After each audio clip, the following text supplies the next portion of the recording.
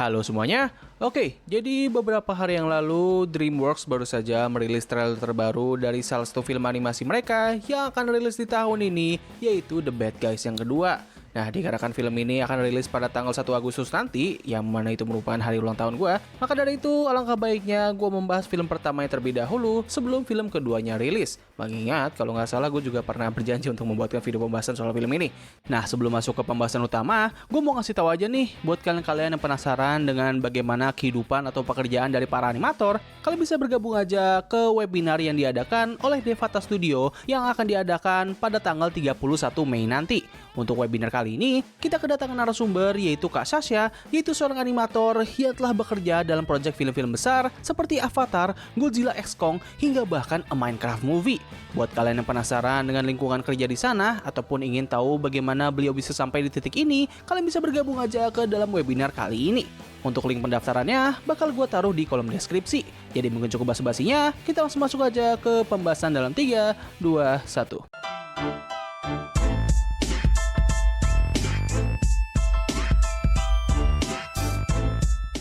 The Bad Guys merupakan film animasi buatan studio DreamWorks yang rilis pada tahun 2022 lalu. Film ini sendiri disutradarai oleh seorang animator dan sekaligus filmmaker asal Prancis yang bernama Pierre Parivel. Sorry banget kalau misalnya pengucapan agak salah ya. The Bad Guys sendiri merupakan adaptasi dari sebuah grafik novel yang dibuat oleh Aaron Blabey dengan judul yang sama. Proses pembuatan dari film ini telah direncanakan sejak tahun 2017, di mana terdapat beberapa studio yang tertarik dalam mengadaptasi buku grafik novel ciptaan Aaron Blabey ini. Lalu pada tahun 2018, DreamWorks akhirnya mendapatkan hak penuh atas proyek tersebut dan mempekerjakan Ethan Cohen untuk menulis naskah dari proyek ini. Di tahun yang sama, Pierre Parivel ditunjuk untuk menjadi sutradara dari film tersebut, yang mana ini menjadi debut sutradara pertamanya dalam membuat film animasi panjang. Nah, dikarenakan bencana pandemi dan sekaligus film ini menggunakan gaya animasi yang sama seperti animasi Spider-Verse, film ini pun akhirnya baru bisa rilis pada tanggal 22 April tahun 2022. Nah, jadi begitulah background singkat dari film ini. Sekarang kita masuk ke pembahasan berikutnya. Film ini bakal menceritakan tentang apa sih? Nah, jadi film The Bad Guys sendiri bakal menceritakan sekelompok kriminal yang bernama The Bad Guys yang terdiri dari seekor serigala, ular, tarantula, hiu, dan juga piranha. Grup ini seringkali melakukan berbagai tindakan kriminal, mulai dari mencuri barang-barang kecil yang berharga, hingga merampok berbagai bank demi memuaskan hasrat narsis mereka dan sekaligus memperkuat image buruk yang telah dibangun oleh masyarakat terhadap mereka berlima. Dikarenakan grup ini selalu berhasil dalam menjalankan setiap kejahatan yang dilakukan, mereka pun akhirnya memutuskan untuk melakukan satu kejahatan yang paling sulit untuk dilakukan, yaitu mencuri sebuah piala penghargaan yang bernama The Golden Dolphin Award, yang mana penghargaan itu belum pernah bisa dicuri oleh siapapun. Meskipun sempat akan berhasil, namun pada akhirnya mereka berhasil ditangkap dan siap akan dimasukkan ke dalam penjara. Namun sebelum itu bisa terjadi, sang serigala berhasil meyakinkan seorang gubernur yang bernama Diane Foxington dan juga seorang konglomerat yang bernama Profesor Marmalade untuk bisa memberikan mereka kesempatan kedua untuk bisa menjadi orang yang baik.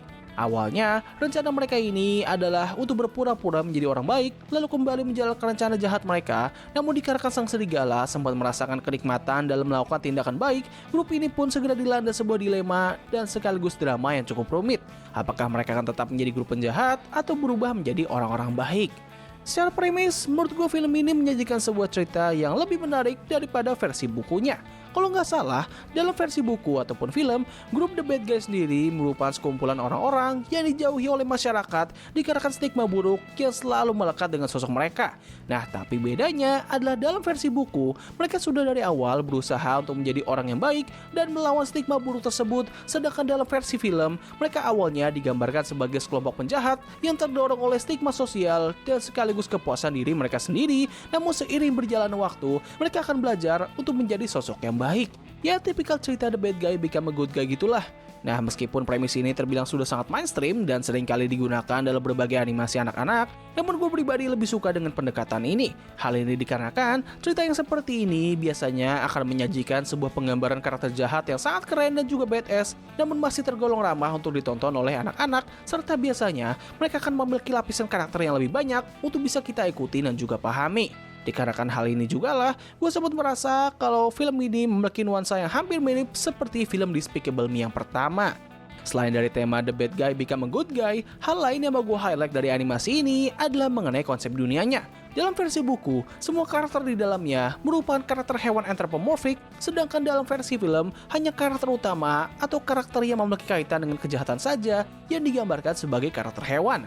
Untuk karakter sisanya, seperti kepolisian ataupun masyarakat umum, mereka semua digambarkan sebagai manusia biasa. Gue pribadi masih belum bisa menemukan jawaban yang pasti atas pemilihan konsep dunia ini, namun kemungkinan besar ini bertujuan untuk menjadi bentuk sindiran mengenai penggambaran karakter-karakter seperti serigala, rubah, hiu, dan sebagainya yang selalu digambarkan sebagai karakter yang jahat dalam berbagai literatur. Yes, pendekatan ini hampir mirip seperti apa yang dilakukan oleh film Shrek, di mana para karakter yang selalu digambarkan sebagai sosok yang jahat dan ditakuti oleh masyarakat itu sebenarnya bisa menjadi sosok yang baik. Nah, kalau dari segi cerita, menurut gue film ini memiliki cerita yang cukup oke dan sangat seru untuk diikuti walaupun memiliki beberapa isu. Salah satu isu yang mau gue highlight adalah bagaimana mereka membangun twist antara kedua sosok karakter penting di film ini, yaitu Diane Foxington dan juga Profesor Marmalade.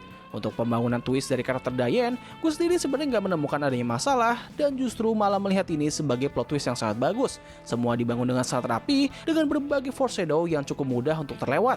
Nah, tapi dikarenakan pembangunan twist yang rapi inilah yang membuat gue menjadi terheran-heran kenapa mereka bisa membuat twist yang sangat bagus kepada karakter Diane, namun tidak dengan karakter antagonis utama dari film ini. Apa yang menjadi masalah di sini adalah karakternya sendiri sangatlah mudah ditebak sebagai sosok penjahat yang sebenarnya dari awal cerita.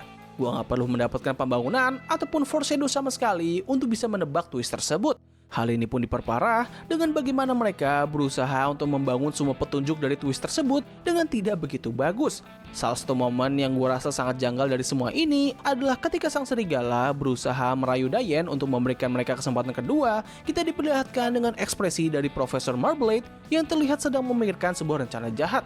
Hal ini sebenarnya gak menjadi masalah kalau andaikan rencana jahatnya ini baru dimulai pada momen tersebut, yang padahal ia sebenarnya telah membangun semua rencananya bahkan sebelum momen itu terjadi. Hal ini jelas sangatlah janggal dan seperti berusaha keras untuk mengecoh para penonton. Selain dari cerita, gue juga memiliki beberapa isu terhadap penggambaran karakter dari film ini.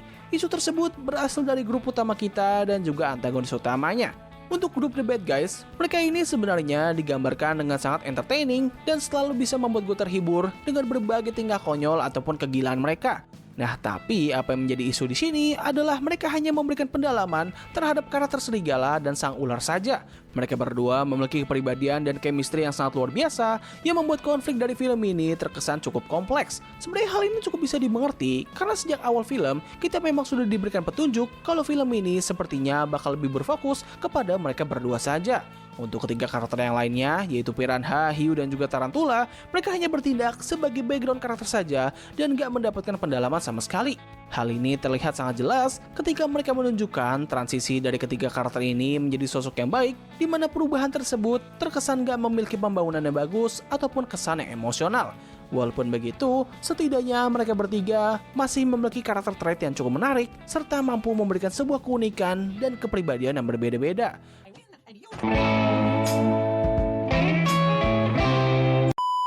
Nah, tapi untuk sang antagonis utama, oh my god, gak hanya pengungkapan dari karakternya saja yang buruk, namun karakternya sendiri juga sama buruknya. Bahkan gue berani bilang kalau ini adalah salah satu film terburuk yang pernah dihadirkan oleh DreamWorks. Alasannya sendiri adalah motif dan tujuan dari karakternya ini yang terkesan sangat aneh. Dengan semua rencana yang telah ia bangun hingga mampu membuat grup The Bad Guys mengalami konflik besar, tujuan utama dari karakternya ini hanyalah untuk mencuri uang donasi saja. Sebenarnya ini gak menjadi masalah kalau andaikan ia tidak menggunakan kekuatan meteor untuk bisa mengendalikan para marmut untuk bisa menjalankan rencana utamanya. Walaupun gue tahu bahwa semua hal yang dibangun dari karakternya ini sangatlah terinspirasi dengan versi bukunya dengan sedikit perubahan dan juga twist, namun tetap saja menurut gue penggunaan meteor dan kemampuan telekinesis dari karakternya ini terasa agak memaksa dan malah menghancurkan nuansa kriminal simple yang telah dibangun oleh film ini. Nah, terlepas dari berbagai kekurangan yang dimiliki oleh film ini, kita tidak bisa pungkiri kalau gaya animasi yang mereka gunakan berhasil menyelamatkan film ini agar tidak masuk ke dalam kategori mediocre.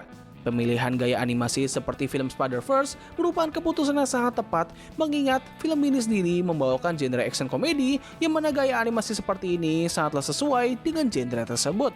Kalau andaikan film ini menggunakan gaya animasi yang sama seperti yang digunakan oleh film-film DreamWorks sebelumnya, gue yakin film ini bakal menjadi biasa saja dan orang-orang tidak akan kembali melirik studio DreamWorks. Meskipun film ini bukanlah film yang luar biasa, Tapi kita harus akui bahwa ini merupakan titik balik dari studio ini. Hal ini dikarenakan sejak perilisan film How to Train Your Dragon yang ketiga, orang-orang menjadi tidak begitu tertarik terhadap film-film buatan DreamWorks. Sejak perilisan film tersebut hingga perilisan film The Bad Guys, DreamWorks hanya membuat berbagai film yang terbilang biasa saja dan gak begitu spesial.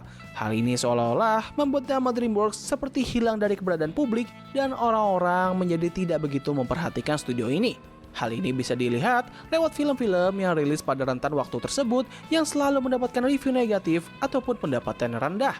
Nah, tapi ketika film The Bad Guys rilis, orang-orang seketika kembali membicarakan studio ini dikarenakan film ini sendiri terbilang sangatlah menyenangkan dan juga memiliki gaya animasi yang terbilang sangat trending pada saat itu. Tidak hanya itu saja, kesuksesan dari film The Bad Guys juga mendorong kepopuleran dan sekaligus kesuksesan dari film buatan DreamWorks lainnya yang rilis pada tahun yang sama, yaitu Puss in Boots: The Last Wish. Dikarenakan film The Bad Guys berhasil mengeksekusi penggunaan gaya animasi yang mirip seperti film Spider-Verse, orang-orang pun akhirnya menjadi cukup optimis untuk melihat film yang dirilis bersamaan dengannya. Semua kejadian ini pun menimbulkan sebuah domino efek yang berujung dengan nama DreamWorks yang menjadi sangat besar pada waktu itu dan sempat diagung-agungkan oleh banyak orang. Ya, meskipun hal ini juga dibantu oleh pesaingnya yang sedang mengalami blunder parah, tapi tidak bisa dipungkiri kalau film The Bad Guys dan juga Puss in Boots: The Last Wish berhasil membuat DreamWorks menjadi sangat sukses pada waktu tersebut. Tapi ya sayangnya, nama baik dari studio ini sedang mengalami penurunan dikarenakan perilisan film Ruby Gillman dan juga Kung Fu Panda yang keempat. Nah, dengan semua ini, apakah film The Bad Guys yang kedua akan memulai domino efek yang sama seperti yang pernah ditimbulkan oleh film pertamanya?